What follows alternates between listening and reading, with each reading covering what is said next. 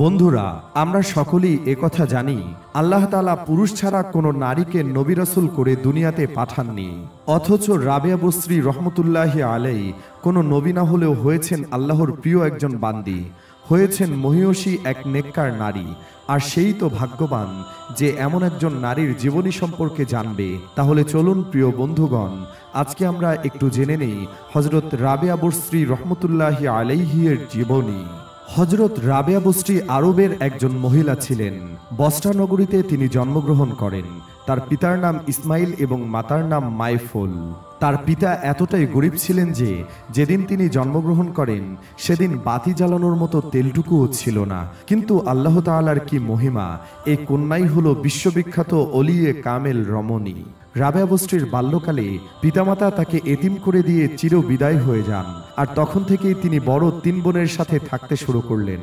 রাবেয়া বসরির মা যখন বিপদে পড়ে তার স্বামীকে বললেন, প্রতিবেশীর কাছ থেকে বাতি জ্বালানোর মতো কিছু তেল নিয়ে আসুন, তিনি প্রতিবেশীর বাড়িতে গিয়ে ডাকাডাকি করলেন। তার ডাকে তারা দরজা না খোলায় তিনি বাড়িতে ফিরে আসেন। তিনি যখন রাতে ঘুমিয়ে পড়লেন তখন স্বপ্ন দেখলেন হযরত মুহাম্মদ সাল্লাল্লাহু আলাইহি ওয়াসাল্লাম তাকে বলছেন, তুমি চিন্তা করো না, তোমার এই কন্যাই আল্লাহ তাআলার এমন সম্মানিত বান্দি হবেন যে হাসরের ময়দানে আমার 70,000 গুনাহগার উম্মত তার সুপারিশে নাজাত পেয়ে যাবেন। রাবেয়া বসরির পিতামাতা মারা যাবার পর বসরায় দুর্ভিক্ষ দেখা দেয়। তখন তার 3 বোনেরাও তার নিকট থেকে চলে যায়। এই সময় রাবেয়া বসরিকে একা পেয়ে কিছু দুষ্টু লোক এসে রাবেয়া বসরিকে নিয়ে চলে যায় এবং এক ইহুদির কাছে তাকে বিক্রি করে দেয়। সেই থেকে তিনি দাসী হিসেবে জীবন কাটাতে থাকেন। তিনি সারাদিন কাজ করতেন, তবুও ইহুদি নানা প্রকার অত্যাচার এবং নিষ্ঠুরভাবে তাকে মারধর করত। সবকিছু তিনি মুখ বুঝে মেনে নিতেন। একদিনের ঘটনা, রাবেয়া বসরি একদিন কাজে কোথাও যাচ্ছিলেন। সেই সময় অচেনা এক পুরুষের সাথে দেখা হয়ে গেল।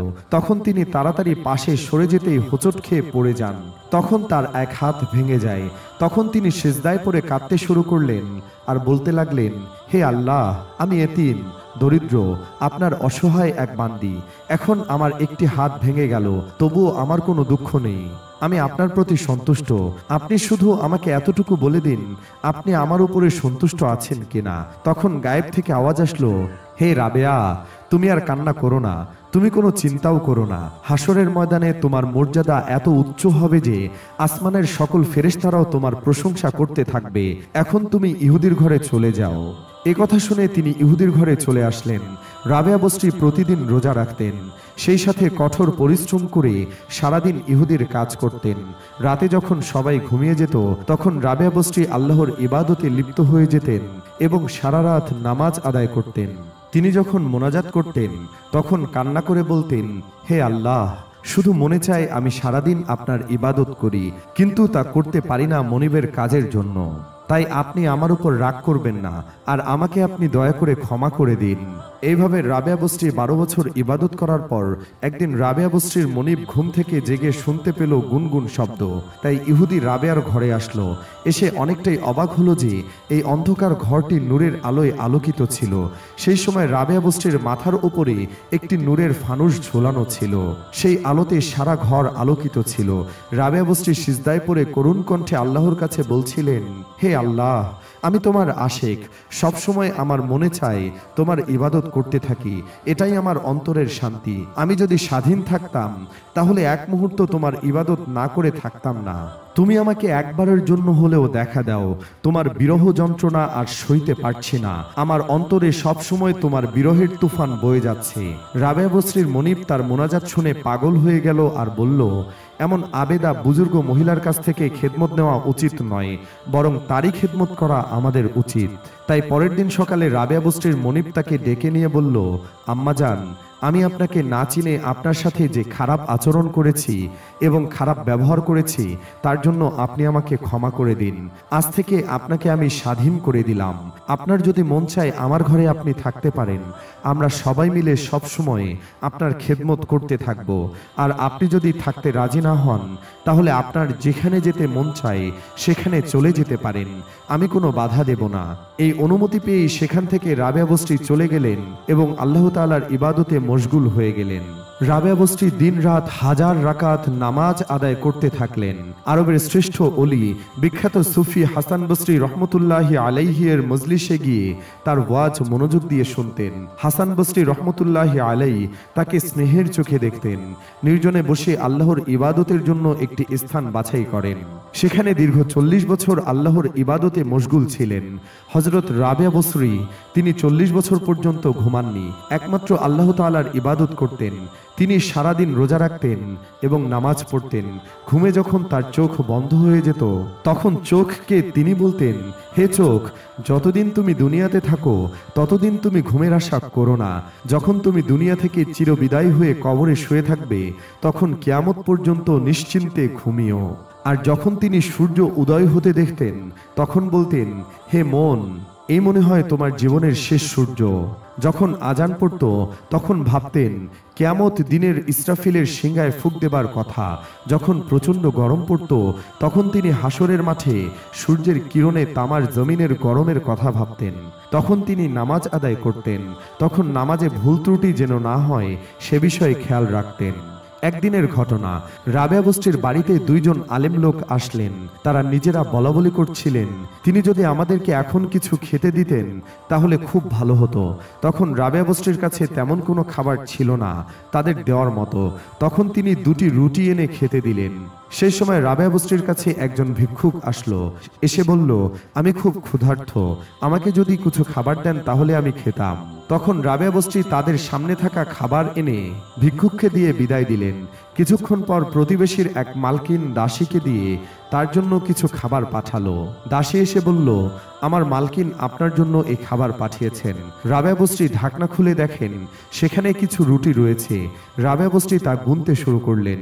গুনে গুনে দেখলেন 18টি রুটি রয়েছে। তিনি দাসীকে খাবার ফেরত দিয়ে বললেন, 2টি রুটি কম রয়েছে, তুমি এগুলো নিয়ে যাও। 2টি রুটি কম থাকার কারণ হলো দাসী সেখান থেকে তার নিজের জন্য 2টি রুটি রেখে দিয়েছিল। দাসী রুটিগুলো নিয়ে চলে গেল। দাসী নিজের জন্য যে 2টি রুটি রেখেছিল তা বাকি রুটির সাথে মিলিয়ে 20টি রুটি বানিয়ে আবার রাবেয়া বসরির কাছে নিয়ে আসলেন। এবার রাবেয়া বসরি রুটিগুলোকে গুনে নিলেন। এখন দেখলেন 20টি রুটি হয়েছে। এই রুটিগুলো আমার জন্যই পাঠানো হয়েছে। দাসী সেখান থেকে চলে গেল। রাবেয়া বসরি রুটিগুলো নিয়ে মেহমানদের খেতে দিলেন। তারা খাবার খেয়ে নিলেন এবং রাবেয়া বসরিকে বললেন, এইগুলোর রহস্য কি?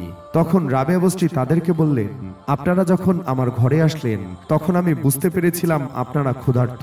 তখন আপনাদেরকে দেওয়ার মতো কিছু না থাকায় 2টি রুটি আপনাদেরকে খেতে দিলাম। যখন ভিক্ষুক আসলো তখন আমি ভাবলাম 2 জন মর্যাদাবান ব্যক্তির সামনে আমি 2টি রুটি কি করে খেতে দিলাম, তার চেয়ে বরং ভালো হবে এই খাবারটি ক্ষুধার্ত ভিক্ষুককে খেতে দিয়ে দেই। কেননা আল্লাহ তাআলা বলেছেন, যা দান করবে তার 10 গুণ হয়ে তোমার কাছে ফিরে আসবে। আর যখন দাসী আমার কাছে রুটি নিয়ে আসলো আমি তা গুনে দেখলাম সেখানে 18টি রুটি রয়েছে। তখন আমি বুঝতে পারলাম সেগুলো আমার জন্য নয়। পরে যখন দাসী আবার রুটি নিয়ে আসলো তখন আমি গুনে দেখলাম 20টি রুটি রয়েছে। তাই আমি খাবারটি গ্রহণ করলাম এবং আপনাদের খেতে দিলাম। একদিন রাবেয়া বসরি রহমতুল্লাহি আলাইহি একটি দুর্বল গাধার উপরে আরোহণ করে জিনিসপত্র নিয়ে হজ করার উদ্দেশ্যে রওনা হলেন। অনেকক্ষণ পথ চলার পর একটি জঙ্গলের মাঝখানে গিয়ে গাধাটি মারা গেল। রাবেয়া বসরির সঙ্গী সাথীরা মালপত্র পৌঁছে দিতে চাইলেও তখন তিনি বললেন, তোমরা তোমাদের কাজে চলে যাও, আমি কারো সাহায্য চাই না। রাবেয়া বসরির একথা শোনার পর সেখান থেকে সবাই চলে গেল। রাবেয়া বসরি তখন আকাশের দিকে তাকিয়ে বললেন, হে আল্লাহ, আপনি একজন অক্ষম অবলা নারীর সাথে কেন এমন কর্ম করলেন? আমাকে আপনার ঘরের দিকে ডেকে আমার গাধাটিকে মেরে নির্জন বনে আমাকে একা করে দিলেন।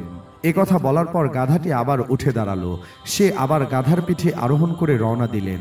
মক্কা শরীফের কাছে গিয়ে কেঁদে কেঁদে বলতে লাগলেন, হে আল্লাহ, আমাকে তুমি মাটি দিয়ে সৃষ্টি করেছো, এই ঘরটি পাথরের ঘর, আমি এই পাথরের ঘর দিয়ে কি করব?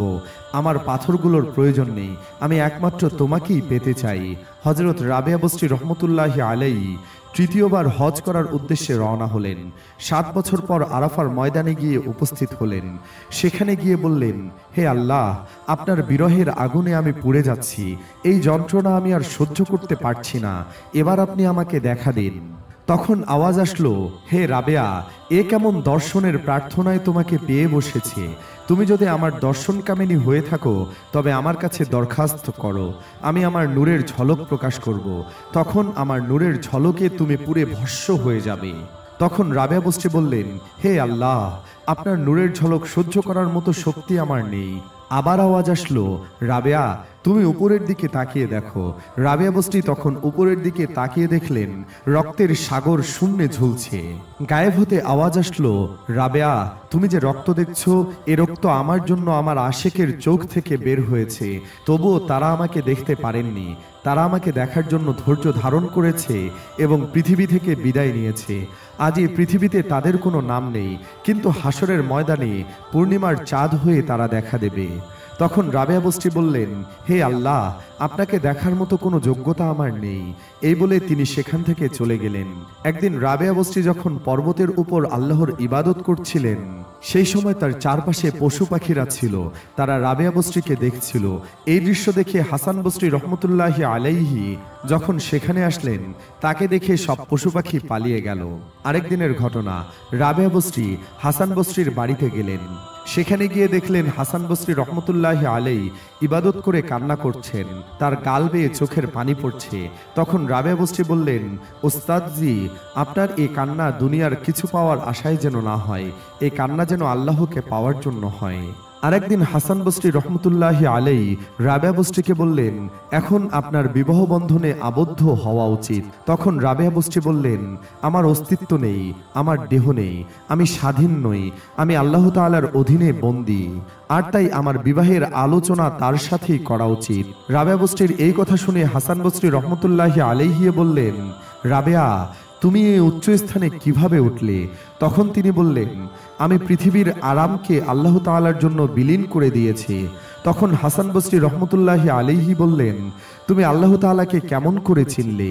তিনি বললেন, আল্লাহ তাআলা আমার অন্তরকে উদয় করে দিয়েছেন, কারণ আমি যখন জীবিকার জন্য কয়েক আটি সুতা বিক্রি করে 2 দিরহাম মূল্য পেয়ে 1 দিরহাম ডান হাতে আরেক দিরহাম বাম হাতে গ্রহণ করেছি, এই ভয়ে যে আমি যেন লোভে না পড়ি, আর এই লোভ আমাকে সুপথ ছাড়িয়ে বিপথে নিয়ে যেতে পারে, আর এটাই আমার আল্লাহকে পাওয়ার একমাত্র পথ।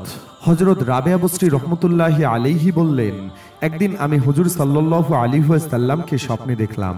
তিনি আমাকে বললেন, রাবেয়া তুমি কি আমাকে ভালোবাসো?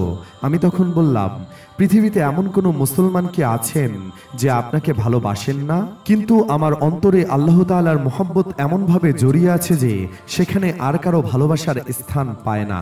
রাবেয়া বস্রী বলেন, আল্লাহ তাআলার মহব্বত 18,000 আলেমের সামনে ঘুরতে থাকে, আর যার ইচ্ছা সে এক চুমুক পান করে, আর কোটি কোটি মানুষ তার দিকে ফিরেও চায় না।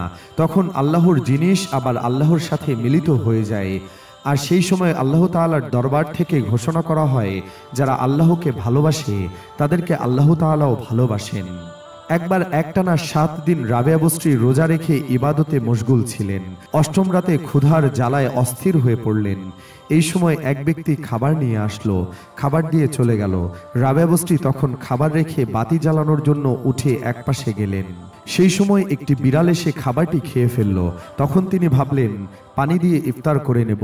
যখন তিনি পানি আনলেন, সেই সময় ঘরের বাতি আবার নিভে গেল, আর অন্ধকারে হাতে থাকা গ্লাসটিও নিচে পড়ে গেল এবং ভেঙে গেল। তখন তিনি বললেন, হে আল্লাহ, আমি নিরীহ, আমি অক্ষম, আমার সাথে আপনি এ কেমন আচরণ করছেন? তখন গায়েব থেকে আওয়াজ এলো, হে রাবেয়া, তুমি যদি চাও সারা দুনিয়ার নিয়ামত, তাহলে আজই আমি তোমাকে তা দান করব, কিন্তু আমার চিন্তা তোমার অন্তর হতে সারা জীবনের মতো কেড়ে নেব। এই কথা শুনে রাবেয়া বস্রী বললেন, দুনিয়া থেকে আমার মনকে আমি বিচ্ছিন্ন করে নিয়েছি। কামনা বাসনা পরিত্যাগ করে প্রত্যেক নামাজকে আমার জীবনের শেষ নামাজ মনে করি। আমি আল্লাহর কাছে বলি, হে আল্লাহ, আপনি আমাকে সবসময় আপনার প্রতি এভাবে মশগুল রাখেন, কেউ যেন আপনার কাছ থেকে আমাকে ফেরাতে না পারে। হযরত রাবেয়া বস্রী সবসময় কান্না করতেন। লোকেরা তখন তাকে প্রশ্ন করত, আপনার কি কোনো রোগ হয়েছে? আমরা তো আপনার কোনো রোগ দেখি না, তাহলে আপনি কেন সবসময় কান্না করেন? তখন রাবেয়া বস্রী তাদেরকে উত্তর দিতেন, আমার কোনো প্রকাশ্য রোগ নেই, রোগ আছে আমার অন্তরে, যা দুনিয়ার কেউ সারাতে পারবে না। আমি নিজেকে সর্বদাই ব্যথিত অবস্থায় রাখি, যেন তার উসিলায় আল্লাহ তাআলা আমাকে মাফ করে দেন। মৃত্যুর সময় যেন এমন আওয়াজ না আসে যে তুমি আমার উপযুক্ত হওনি। লোকেরা তখন রাবেয়া বস্রীকে জিজ্ঞাসা করলো, গুনাহগার ব্যক্তিরা তওবা করলে সেই তওবা আল্লাহ কবুল করেন কিনা? তখন তিনি বললেন, আল্লাহ তাআলা তওবা করার তৌফিক না দেওয়া পর্যন্ত কেউই তওবা করতে পারে না। আর ইস্তিগফার পড়লেই তওবা হয় না। আল্লাহর পথ পাওয়ার জন্য মনের প্রয়োজন। মন সজাগ থাকলে দুনিয়ার কোনো বন্ধু বান্ধবের প্রয়োজন পড়ে না। আর সত্যিকারের তওবা হলো খাঁটি মনে আল্লাহর দরবারে নিজের গুনাহের জন্য কান্না করে ক্ষমা প্রার্থনা করা এবং পুনরায় গুনাহের কাজ না করার প্রতিজ্ঞা করা। আর এটাই হলো আসল তওবা। এটাই আল্লাহ তাআলা কবুল করে থাকেন। বুজুর্গ কয়েকজন লোক রাবেয়া বস্রীর সাথে সাক্ষাৎ করতে আসলে তিনি তখন তাদেরকে বললেন, আপনারা কে কি উদ্দেশ্যে আল্লাহর ইবাদত করে থাকেন? তখন একজন বলল, ভয়ঙ্কর 7টি দোজখের উপর দিয়ে সবাইকে পার হয়ে যেতে হবে, আর এর ভয়ে জান্নাত পাওয়ার আশায় আল্লাহর ইবাদত করে যাচ্ছি, যেখানে সুখ শান্তির সকল ব্যবস্থা রয়েছে যা আল্লাহ তাআলা নিজেই বলেছেন। তখন রাবেয়া বস্রী বললেন, জান্নাত জাহান্নাম যদি না থাকতো তাহলে কি আমরা আল্লাহর ইবাদত করতাম না? আল্লাহ তাআলার কি এমন কোনো গুণ নেই যার জন্য আমরা তার ইবাদত করতে পারি? বরং সে ব্যক্তি হলো নিকৃষ্ট যে কিছু পাওয়ার আশায় বা ভয়ে ইবাদত করে। তখন অন্যরা বলল, আল্লাহর কাছে আপনার কিছু চাওয়ার নেই? রাবেয়া বস্রী বললেন, আল্লাহকে সন্তুষ্ট করাই আমার চাওয়া। বুজুর্গ ব্যক্তিরা চলে যাওয়ার পর রাবেয়া বস্রী এক হাতে পানি আর এক হাতে আগুন নিয়ে দৌড়াতে থাকেন। তখন লোকেরা জিজ্ঞাসা করলো, আপনার কি হলো? এসব নিয়ে কেন আপনি দৌড়াচ্ছেন? তখন তিনি বললেন, পানি দিয়ে দোজখের আগুন নিভাতে, আগুন দিয়ে জান্নাতকে পুড়িয়ে দেওয়ার জন্য যাচ্ছি। যারা আল্লাহর ইবাদত করে জান্নাতের আশায়, তারা যেন জান্নাত না পায়। সকলের ইবাদত যেন আল্লাহর সন্তুষ্টির জন্যই হয়। হাসান বসরি রহমতুল্লাহি আলাইহি বলেন, রাবেয়া বস্রীর অসুস্থতার কথা শুনে তাকে আমরা দেখার জন্য বাড়িতে গেলাম। গিয়ে দেখলাম রাবেয়া বস্রীর ইবাদতখানা ঘরের সামনে একজন ব্যক্তি টাকার থলি নিয়ে দাঁড়িয়ে আছেন এবং কান্না করছেন। আর ওই ব্যক্তি ছিল বসরা শহরের একজন ধনী লোক। আমি তখন তাকে বললাম, আপনি কেন কান্না করছেন? সে ব্যক্তি তখন বলল, আমি এই বুজুর্গ নারীর জন্য কান্না করছি। তার বরকতের ছায়া আমাদের উপর থেকে চলে গেলে আমরা সকলেই ধ্বংস হয়ে যাব। তাই তার চিকিৎসার জন্য কিছু টাকা নিয়ে এসেছি, কিন্তু তিনি এ টাকা গ্রহণ করবেন কিনা সেই ভয়ে আমি যেতে পারছি না। আপনি বললে হয়তো তিনি এ টাকা গ্রহণ করবেন। তখন হাসান বসরি রাবেয়া বস্রীর নিকট এসে ওই ব্যক্তির কথা জানালেন। তখন রাবেয়া বস্রী বললেন, আমি এমন আল্লাহকে চিনতে পেরেছি যিনি তার নাফরমান বান্দার জীবিকা বন্ধ করেন না। তিনি তার আশেক এবং প্রেমিকদের খাদ্য পানি ব্যতীত জীবিত রাখেন। তাই কোনো মানুষের নিকট আমি কিছু আশা করি না। যার টাকা হারাম নাকি হালাল এ বিষয়ে আমি কিছুই জানি না, তার টাকা আমি কিভাবে গ্রহণ করব? একদিন কয়েকজন লোক রাবেয়া বস্রীকে বলল, আল্লাহ তাআলা পুরুষ ছাড়া কোনো মহিলাকে তার পয়গম্বর বানাননি, তাহলে আপনি কোন মর্যাদার জন্য গর্বিত? রাবেয়া বস্রী বললেন, ফেরাউন নমরুদ বলেছে আমি তোমাদের খোদা। পুরুষ ছাড়া কোনো নারী এমন জঘন্য কথা বলেনি। আর মহানবী সাল্লাল্লাহু আলাইহি ওয়াসাল্লাম বলেছেন, একজন নেককার মহিলার নেকি 70 জন পুরুষ আউলিয়ার সমতুল্য। যখন হযরত রাবেয়া বস্রীর ইন্তেকালের সময় হলো, তখন তার শিয়রে যে সমস্ত বুজুর্গ লোক বসা ছিল তাদেরকে তিনি বললেন, আপনারা এখন এখান থেকে চলে যান, এখানে আল্লাহর ফেরেশতারা আসছেন, তাদেরকে এই জায়গা খালি করে দিন। তা শুনে সবাই বাহিরে চলে গেল। তখন ভেতর হতে একটি আওয়াজ আসলো, হে প্রশান্ত আত্মা, আপন রবের দিকে চলো, এমন অবস্থায় যে তুমিও তার প্রতি সন্তুষ্ট এবং তিনিও তোমার প্রতি সন্তুষ্ট। অতঃপর আর কোনো আওয়াজ না আসলে বুজুর্গ লোকেরা ভিতরে প্রবেশ করলেন। সেখানে গিয়ে দেখলেন রাবেয়া বস্রী ইহকাল ত্যাগ করে আল্লাহর কাছে চলে গিয়েছেন। প্রিয় বন্ধুরা, এই ছিল রাবেয়া বস্রী রহমতুল্লাহি আলাইহি এর জীবনী নিয়ে সংক্ষিপ্ত আলোচনা। আশা করি আলোচনাগুলো আপনাদের ভালো লেগেছে। এরকম নিত্য নতুন ভিডিও জানতে ও শিখতে আমাদের চ্যানেলটি অবশ্যই সাবস্ক্রাইব করে আমাদের সাথেই থাকুন। ধন্যবাদ।